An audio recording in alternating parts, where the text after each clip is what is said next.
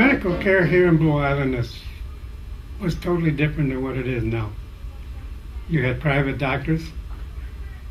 Doctors took care of their patients. You could call them at any time of the day or night. And we had some wonderful doctors. The hospital had good service. All my children were born there. They were treated well. They made a lot of fuss. As a matter of fact, our doctor, Dr. Harnick, was so proud one time. It was Christmas and they had baby Jesus running around. And my son Joseph was baby Jesus. The doctor kept running down the hall.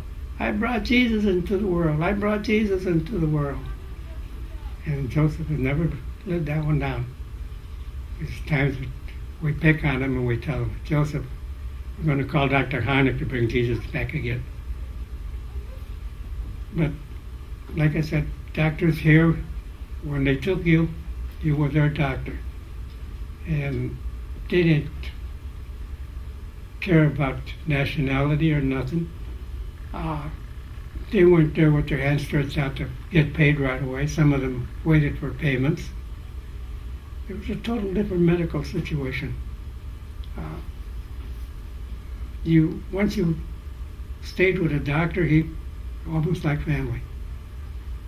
And seeing the doctors today, you have to go to this doctor for this and that doctor for that. It wasn't like that. He took care of everything. So, hospital and doctors in Blue Island were out of the tops. Yeah, my wife got a job at the hospital and she was working the nursery. Nursery was taking care of the babies. And she worked midnights. And we had problems here because she was working nights and I was working at the airlines and I was on shift work. So Grandpa had to take care of the kids at nighttime when I was away too. And kids were no problem. And she enjoyed her work. And one day while she was working, some girl asked her if she was married. She said, yeah. She said, to who? She says, oh, I'm married to a rival. He went to Calumet School and I went to school in Riverdale. And she says, what's his name? His name is Herman Ruiz. She says, there was a Ruiz in my class, but his name was Rosendo. He says, that's him. He says he had his name changed while he was in the service because the paperwork was wrong. And she says, well, why? He says, well, we went to school together. And so they became good friends. And to this day, I never did meet Elizabeth Marcus again. But my wife says that she was a wonderful friend, a wonderful helper, and a co-worker.